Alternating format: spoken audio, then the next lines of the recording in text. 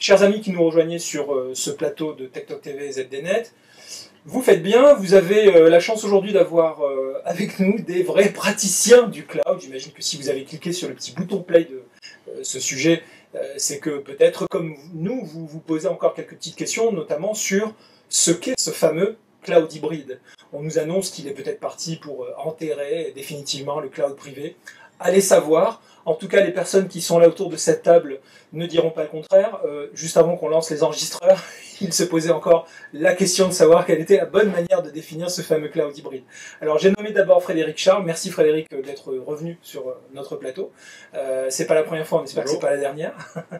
Merci Joël. Joël Olivier, votre premier passage. Oui. Surtout bienvenue. Merci. Et Philippe Roux, que les habitués de la chaîne connaissent déjà, je pense, mieux, qui blogue énormément sur le thème du cloud et qui aujourd'hui a plusieurs casquettes. Donc j'incite nos amis internautes à se promener un petit peu sur le profil de Philippe, sur le web de cette vidéo. Pour ce qui est de Joël, je n'ai pas encore dit où est-ce qu'il était en fonction, parce que quand nos amis internautes vont se balader sur votre profil LinkedIn, ils verront que vous avez quand même... de très belle référence. Très belle référence. Et il s'avère que vous faites de la DSI par intérim. Oui. Voilà, donc actuellement, où est-ce que vous êtes en mission? Alors j'interviens dans un établissement public qui s'appelle Expertise France et qui s'occupe de tout ce qui est expertise internationale à l'étranger, donc qui vend le savoir-faire des politiques publiques françaises à l'étranger, au travers soit d'accords bilatéraux, enfin mise en place d'accords bilatéraux, ou de réponses à appels d'offres OMS, ONU, Union Européenne, Banque mondiale, etc. Alors, puisque ce sujet avait été proposé par Philippe Roux, je vais lui laisser peut-être ouvrir le... Je vais lui passer la patate chaude de l'introduction. Pourquoi ce sujet, Philippe? Pourquoi mettre le cloud hybride en exergue et plutôt frontalement face au cloud privé? Pourquoi ce sujet t'a-t-il semblé utile? Le sujet, il n'est pas utile, il est essentiel. Essentiel. Essentiel, parce que depuis quelques années que maintenant le cloud fait partie intégrante des mœurs des DSI. Il y a eu au début une grande bagarre entre les partisans du cloud privé et puis les défenseurs du cloud public, et chacun, les offreurs du cloud privé et du cloud public, fourbissaient leurs armes pour trouver des arguments pour démonter la solution concurrente. Et aujourd'hui, on s'aperçoit que la vérité n'est pas ailleurs, comme disait Fox Mulder, mais la vérité, elle est dans un modèle qui est hybride, d'où la notion de cloud hybride, et ce modèle hybride, il peut être multiforme. Ça peut être un cloud privé qui est utilisé pour certaines applications, on va dire un ERP d'entreprise pour faire simple, et puis d'autres applications, messagerie, je pense qu'on en parlera tout à l'heure, qui sont utilisées dans une version plus publique.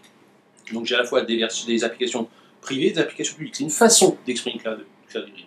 Ça peut être plus simple, ça peut être juste un cloud privé qui, dans le cadre du commerce électronique par exemple, on est en période de solde, donc on a une forte pointe d'activité et on va pouvoir faire du débordement d'activité sur un partenaire extérieur. Donc je vais avoir des transactions qui vont s'exercer chez moi et d'autres ailleurs. C'est une autre façon de faire le cloud hybride. Et une troisième façon pour terminer, c'est d'avoir plusieurs fournisseurs externes, un qui va me faire la messagerie, l'autre le RP, le troisième les RH, et je vais avoir éventuellement des transactions qui vont piloter un certain nombre de choses sur différents clouds. Voilà pour moi ce qui était intéressant de signaler autour du cloud hybride et de voir un peu quelle est la réalité du terrain.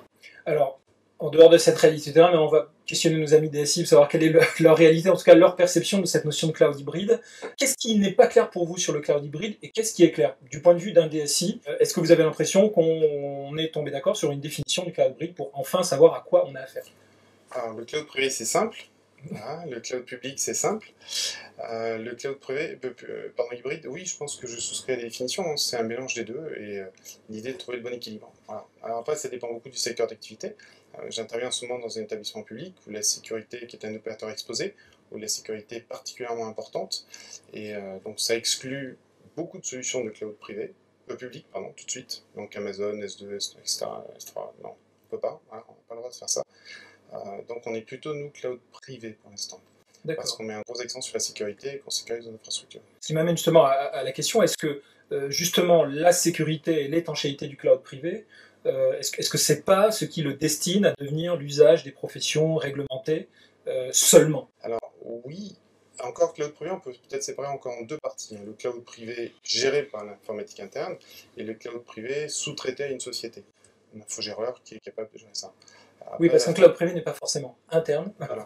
Donc il y a encore une distinction à faire. Cloud privé interne, Oui. cloud privé externalisé, Oui. sous-traité. Appeler un cloud privé virtuel ou un virtual private cloud pour faire Jones. D'accord.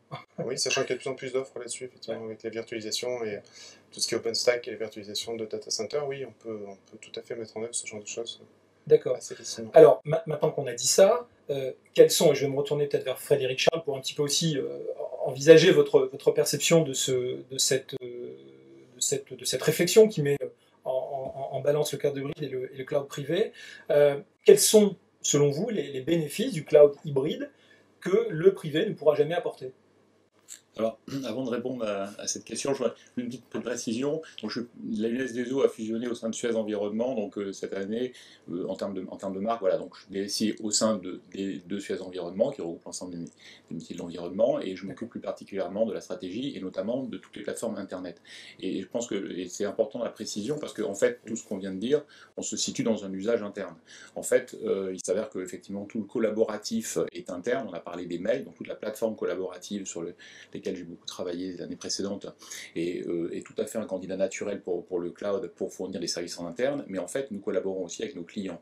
Et donc, en fait, nous avons besoin de fabriquer une plateforme pour la décision des clients. Et c'est pas, enfin, ça peut être un peu bizarre, mais en fait, nous sommes nous-mêmes fournisseurs de cloud public. Parce que qu'est-ce qu'un cloud public? Il y a bien une société derrière. Quand j'utilise Amazon, quand j'utilise Facebook surtout, par exemple, et que j'utilise, et je suis un particulier, j'utilise Facebook, finalement, il y a bien les serveurs de Facebook, il y a bien un DSI de Facebook qui est derrière, qui pilote cette infrastructure. Bon, en fait, nous, chez les environnements, dans la logique du B2B2C avec nos clients collectivités, avec nos clients particuliers, en fait, on est nous-mêmes un fournisseur de cloud privé. Donc je préfère dire qu'on a un cloud pour l'interne, et c'est vrai que celui-ci, on va plutôt aller dans une logique de cloud privé, et on a aussi un cloud pour l'externe, pour nos clients, et quelque part, on est des concurrents des clouds publics, et on va fournir un cloud public, et c'est tout à fait les plateformes sur lesquelles je pilote et sur lesquelles on est en train de monter.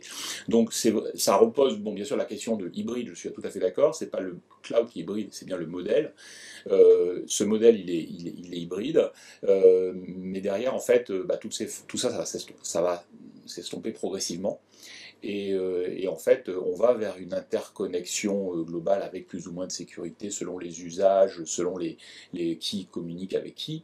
Mais en fait, ça procède d'une énorme infrastructure informatique mondiale qui sera partagée par toutes les entreprises et par tous ceux qui sont bénéficiaires de ces entreprises. Est-ce que vous n'avez pas l'impression que pour ce qui est du cloud privé, cette notion de privé tient plus à la dimension psychologique de la protection des données? Est-ce que vous n'avez pas l'impression que c'est le principal argument de vente en plus de la dimension réglementaire? Moi, je pense que le cloud privé n'a pas baissé les bras. Il est encore présent pour de nombreuses années, notamment chez les grandes structures, parce qu'il y a un existant et que cet existant applicatif, il est très difficile ou très lent à faire migrer vers le cloud public. Il y a également des raisons de confidentialité, de sécurité, voire même de territorialité, et on va avoir un exemple de contraintes réglementaires fortes qui interdisent peut-être l'utilisation d'un modèle hybride ou au moins public. Pour moi, le cloud privé va encore exister, mais ne sera le cloud uniquement privé ne sera réservé qu'à de très petites entreprises. Le cloud hybride est tellement plus séduisant. Frédéric, vous voulez réagir à ça? Je veux réagir. En fait, je pense que derrière la notion de cloud privé, il y a un point qui est essentiel, c'est le point de la productivité, de l'automatisation. Pourquoi les DSI se sont réveillés en 2009-2010 avec des acteurs qui étaient moins chers qu'eux pour faire de l'hébergement, pour faire différents services? C'est parce qu'ils n'étaient pas allés assez loin dans l'automatisation, pas assez loin. On a parlé d'OpenStack, par exemple, pas assez loin dans des modèles ouverts qu'on peut partager globalement. On était peut-être un peu trop tributaire de certains fournisseurs de solutions tout à mon privé qu'on payait très cher. Et donc, en fait, on voit bien d'un côté, on a l'open source, on a l'automatisation, de l'autre côté, on avait des machines qui étaient propriétaires avec des logiciels propriétaires. Voilà. Et donc derrière le cloud privé, c'est ça l'idée importante, c'est finalement on reprend la main sur des standards et on a la capacité de faire en interne aussi bien que ce qui se fait en externe. Et c'est d'ailleurs même le seul critère qui pour moi devrait décider est-ce que je le fais sur un cloud privé ou je le fais ailleurs. Et ce cloud privé, n'oublions pas, ça a été dit, on peut le faire avec des partenaires. Et donc en fait, il faut bien sûr que l'écosystème mûrissent, parce qu'aujourd'hui, il y a des acteurs qui sont déjà bien installés avec des compétences et ainsi de suite, mais aussi des acteurs, on va dire, qui sont encore dans le marketing. Et ces acteurs-là, ils n'ont rien à offrir que des plaquettes. Donc, ce club privé, on peut le fabriquer nous-mêmes, on peut le fabriquer avec des partenaires, mais le vrai enjeu, c'est l'automatisation, c'est la performance de la DSI. Et ça va rester. Il n'y a pas de raison qu'on n'en ait pas toujours besoin un petit peu quelque part dans un coin pour des questions de données ou de confidentialité ou d'autres raisons. Pour rajouter un élément par rapport à ça, il y a les niveaux de services qui sont capables d'être proposés par les fournisseurs, et là c'est quand même souvent le désert. C'est-à-dire quand on accepte de confier ces infrastructures, la gestion de ces infrastructures en cloud, quand vous voulez signer un contrat avec des SLA, des engagements au niveau de service et autres, c'est quand même pas simple, et les négociations sont pas évidentes. J'ai rarement vu de contrat bien ficelé, bien propre, qui protège le client. Et c'est pour ça que quelque part le recours au cloud privé est souvent un moyen de se dire, ok, si je le fais mal, au moins c'est ma faute. Voilà. Je ne vais pas me retrouver face à mon directeur général ou mon président en train d'expliquer que le contrat n'est pas très bien négocié, ou c'est pas simple, ou on n'a pas pu, on n'est pas la main, ou Amazon, on ne peut pas les contraindre, c'est pas possible, c'est trop compliqué. Il y a aussi cette notion de lutte du pot de fer contre le pot de terre. Il y a des géants du cloud pour lesquels on n'est qu'un client parmi tant d'autres. À l'inverse, toujours pour rester dans le cloud, de prestataires qui ont peut-être, on a cité les infogéreurs, qui ont peut-être qu'un certain nombre de dizaines de clients et pour lesquels la relation client et les SLA sont plus importantes. Et après, c'était bien évoqué, l'automatisation c'est le nerf du cloud. Confucius disait il n'y a pas d'automatisation sans cloud, et pas de cloud sans automatisation. Après, il y a des modèles standards. On ne fait pas ce qu'on veut chez Amazon, ce n'est pas nous qui allons décider de type d'application, du type de SLA. Donc on est obligé de se ranger dans un modèle en cases.